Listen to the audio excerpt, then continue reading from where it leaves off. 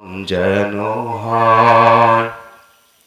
আল্লাহ আল্লাহ বলতে বলতে মরণ যেন হয়, মরণ যেন জবান যেন কালিমা নসিব হয়, মরণ কালে জবান যেন কালিমা নসিব হয়।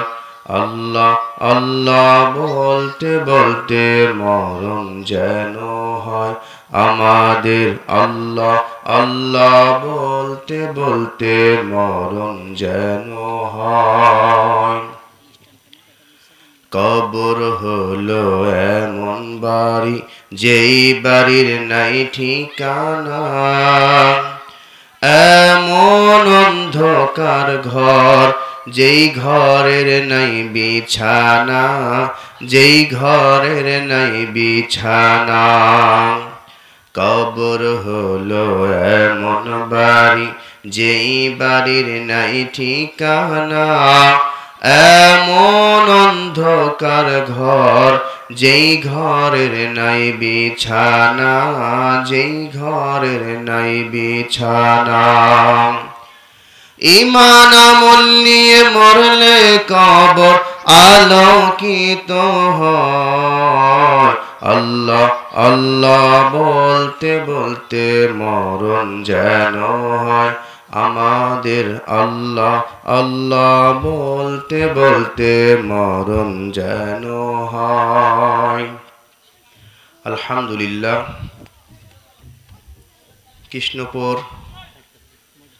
যুব সমাজ কর্তৃক আয়োজিত একদিনব্যাপী বাৎসরিক ওয়াজ মাহফিলের উপস্থিত সম্মানিত সভাপতি, আমরা সামনে উপবিষ্ট আছেন দিন প্রিয় ইসলাম প্রিয় দিনদার ভাইরা, পর্দার আড়ালে সম্মানিত মা ও বোনেরা, আল্লাহ তাআলা দরবার লাখো কোটি শুকরিয়া যে মহান রব্বুল আলামিন অত্যন্ত দয়া করে মায়া করে ভালোবেসে আমাদেরকে জান্নাতের বাগানে আসা এবং বসার মতন তৌফিক দিলেন, সেজন্য আমরা সবাই পড়ি আলহামদুলিল্লাহ। সম্মানিত হাজিরিন, পৃথিবীতে আল্লাহ তাআলা যত মানুষ তৈরি করেছেন, দুই ধরনের মানুষ পৃথিবীতে বসবাস করে। তাদের ভিতরে এক নম্বর যাদেরকে আস্তিক বলা হয়, আরেক প্রকার যাদেরকে নাস্তিক বলা হয়। যারা আল্লাহ পাককে বিশ্বাস করে, আল্লাহ তাআলাকে স্বীকার করে, আল্লাহ পাককে মেনে নেয়, এদেরকে আস্তিক বলা হয়।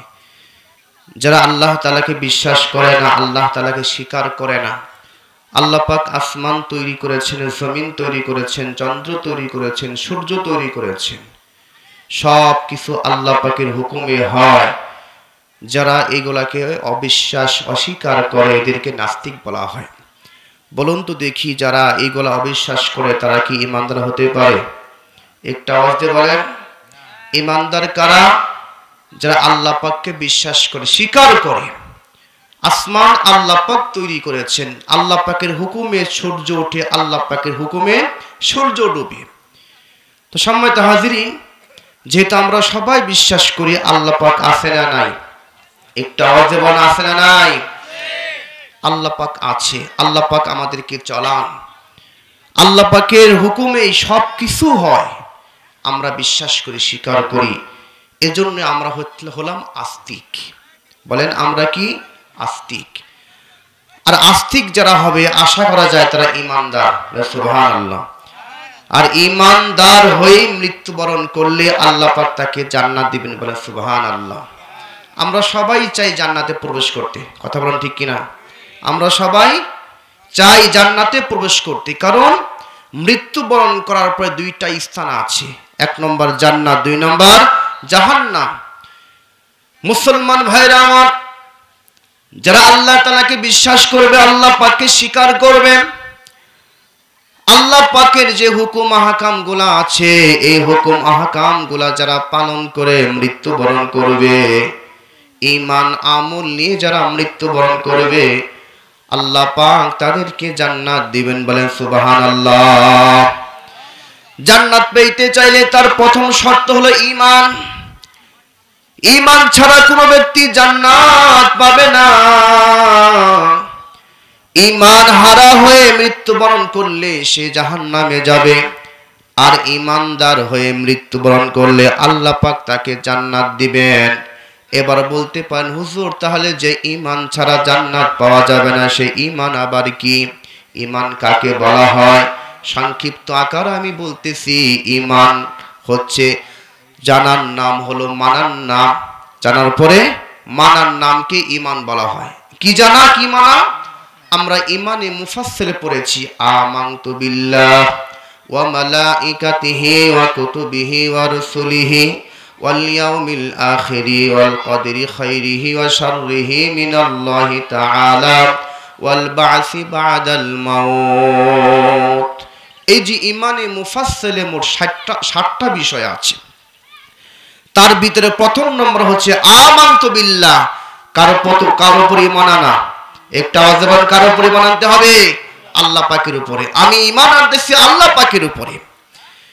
শুধু মুখ দিয়ে বললে হবে না, বরং অন্তরে ঢুকাইতে হবে। অন্তরে ঢুকাইলেও হবে না, কাজ করে দেখাইতে হবে।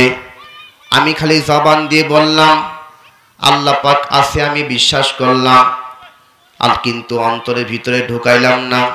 আবার অন্তরের ভিতরে ঢুকাইলাম কিন্তু কাজ করে দেখাইলাম না, তাও কিন্তু ঈমানদার হইতে পারলাম না। যখন তিনটা বিষয় নিয়ে আমি সামনে অগ্রসর হব, তখন আমি ঈমানদার হব। 1 নম্বর জবান দিয়ে বলতে হবে, 2 নম্বর অন্তরে ঢুকাইতে হবে, 3 নম্বর কাজ করে দেখাইতে হবে, তাহলে সে ঈমানদার হবে। আর তো সংক্ষিপ্ত আকারে বলি, যদি আমার ভালো কাজ করতে আমার ভালো লাগে, খারাপ কাজ করতে আমার খারাপ লাগে, বুঝতে হবে আমার ঈমান আছে। যদি আমার ভালো কাজ করতে আমার ভালো না লাগে, যদি আমার খারাপ কাজ করতে আমার খারাপ না লাগে, বুঝবেন ঈমান নাই। নামাজ পড়তে আমার ভালো লাগে, আল্লাহ পাকের কালামুল্লাহ তেলাওয়াত করতে আমার ভালো লাগে, জিকির করতে ভালো লাগে, তাসবিহ তাহলিল করতে ভালো লাগে, আল্লাহ পাকের হুকুম আহকাম গুলা পালন করতে ভালো লাগে, তাহলে বুঝবেন আপনার ঈমান আছে। আর যদি আমার ভালো কাজ করতে আমার ভালো না লাগে, আজান হয়েছে নামাজ পড়তে আমার মনে চায় না, আল্লাহ পাকের হুকুম গুলা পালন করতে আমার মনে চায় না, তাহলে বুঝতে হবে আমার ঈমানের সমস্যা আছে। আর এই ঈমান হারা হয়ে মৃত্যুবরণ করলে তাহলে জান্নাত পাওয়া যাবে না। আমার ভাইরা, মনে করেন এক ব্যক্তি 7 প্রকারে আমল করে, 7 প্রকারে আমল সে করে, কিন্তু তার ভিতরে ঈমান নাই। নামাজ পড়ে, হজ করে, যাকাত দেয়, তাসবিহ তাহলিল, জিকির আজকার, দান সদকা, মসজিদ নির্মাণ, মাদ্রাসা নির্মাণ, সে 7-8 প্রকার আমল করে, কিন্তু তার ভিতরে ঈমান নাই। বলুন তো দেখি, সে কি জান্নাত পাবে? একটা আওয়াজ দিয়ে বলেন। মনে করেন 7 ভাই মাছ ধরতে গেছে খালই নিয়ে, মাছ ধরতে গিয়ে এক ভাইকে বলা হলো, ভাই এই যে খালইটা তোমার কাছে আমি দিলাম। 6 ভাই মিলে সকাল থেকে নিয়ে সন্ধ্যা পর্যন্ত মাছ ধরতেছে। মাছ যা পেয়েছে, এই মাছগুলা যখন খালইয়ের ভিতরে রাখা হলো, মনে করেন খালইয়ের এক পার্শ্বে ভাঙ্গা আছে, তাহলে সকাল থেকে নিয়ে সন্ধ্যা পর্যন্ত 6 ভাই কষ্ট করে যে মাছ রাখলো খালইয়ের ভিতরে, এক পার্শ্বে ভাঙ্গা। বলুন তো দেখি, যখন সন্ধ্যা ঘনায় আসছে, তখন কি একটা মাছও পাবে? একটা আওয়াজে বলেন, কেন পাবে না? কারণ মাছ যা খালইয়ের ভিতরে রাখা হয়েছে, মাছ তো সব চলে গেছে। পক্ষান্তরে যদি খালইটা ভালো থাকে, সকাল থেকে নিয়ে সন্ধ্যা পর্যন্ত বেশি মাছ পাই নাই, অল্প কিছু মাছ পেয়েছে। বলুন তো দেখি, মাছ থাকবে কি থাকবে না? মাছ থাকবে, এবং এই অল্প মাছ নিয়ে বাসায় এসে খেতেও পারবে। কথা বলেন ঠিক কিনা? তাহলে খালই ভালো থাকার কারণে মাছটা রাখা হয়েছে, মাছ থাকতেছে, এই মাছ নিয়ে বাসায় আসতে পারবে, খেতেও পারবে। আর খালই ভাঙা থাকার কারণে যা রাখা হয়েছে সব মাছ চলে গেছে। ঠিক তদ্রূপ যদি আমার ভিতরে ঈমান থাকে, ঈমান থাকলে নামাজ পড়ে ফায়দা হবে, ঈমান থাকলে আমার দান সদকা করে ফায়দা হবে, ঈমান থাকলে জিকির করে ফায়দা হবে, ঈমান থাকলে ধর্মীয় কাজ করে আমার ফায়দা হবে। আর যদি আমার ঈমান না থাকে তাহলে খালই যেরকম ভাঙ্গা থাকার কারণে মাছ যা রেখেছে সকল মাছ যেরকম চলে গেছে, আর খালই ভালো থাকার কারণে যেরকম মাছগুলা ছিল, ঠিক তদ্রূপ ঈমান থাকার কারণে যা নেকির কাজ করব, ভালো কাজ করব, এই ভালো কাজের বিনিময় আল্লাহ পাক পরকালে দিবে। বলেন সুবহানাল্লাহ।